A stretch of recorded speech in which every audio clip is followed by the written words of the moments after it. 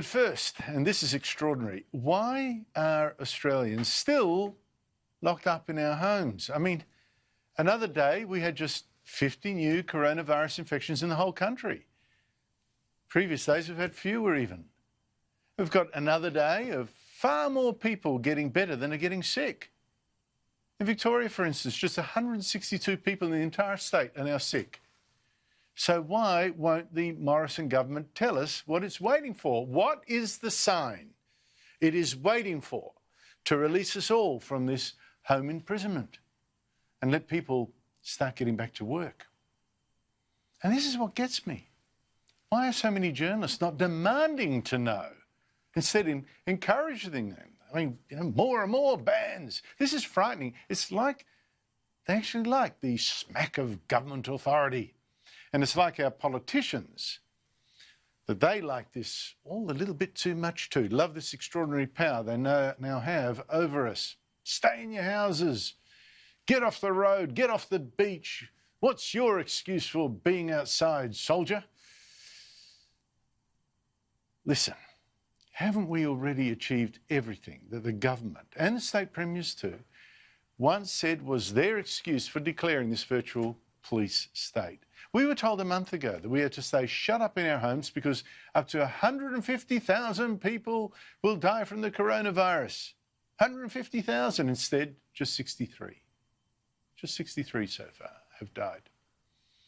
The government also told us we had to be banned, even from sitting alone on a park bench, because we had to flatten the curve of infections. But that curve has for days been as flat as a pancake. For days we've had just 50 infections or even less. The government also told us it had to ban even elective surgery so that hospitals wouldn't run out of intensive care beds to save masses and masses of people from dying. And yet, our 2,200 ICU beds and the many more emergency beds we've now added have for many days just have had, 80 or so virus patients in them. Thousands and thousands of beds lie empty. And if this isn't the success that the government's waiting for, then what is? We deserve to know. Yet when I interviewed Health Minister Greg Hunt this week, he repeatedly refused to say what the government was actually waiting for.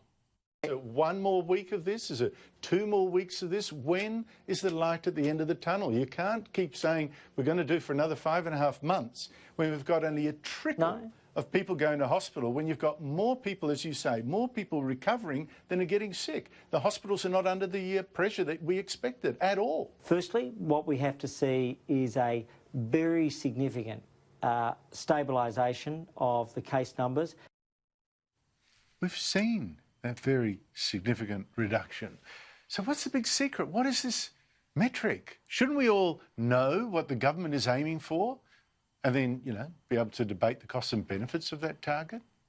Because here is one cost of whatever it's doing right now. Hundreds of thousands of Australians have lost their jobs. And here's another. The country is tipping dangerously towards another depression. Do you know how much misery that will cause, and for years? And here's another cost. They worry about deaths from the virus. Well, they're right to worry. But now it's getting to even one death is too many, even one. Well, how about the suicides that we are now seeing in this lockdown? Like the poor man who died in quarantine in Melbourne. And I've heard of other unconfirmed cases in other states. I don't mean to criticise the government for what it has done until now. It's saved lives, yes, and I've supported bans. In fact, I really do want still more bans, but only where it actually counts. I mean, anyone who's sick, why don't we make sure they cannot leave home and infect other people? But this is now nuts. I mean, bans in Victoria even on surfing. Who catches a virus out in the waves? Now, the government says we can't relax because a second wave of infections might come. Well, what if it doesn't? And why can't we just deal with it when it does, if it does? In the meantime, let the rest of us slowly get back to work. Because again, I ask, what exactly is the government waiting for? What's the big secret? Is it perhaps that too many politicians are enjoying a power trip a little too much?